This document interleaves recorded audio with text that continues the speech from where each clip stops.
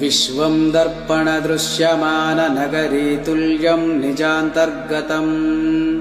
पश्यन् आत्मनि मायया बहिरिवोद्भूतं यथा निद्रया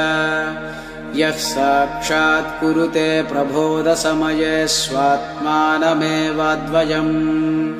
तस्मै श्रीगुरुमूर्तये नमः इदं श्रीदक्षिणामूर्तये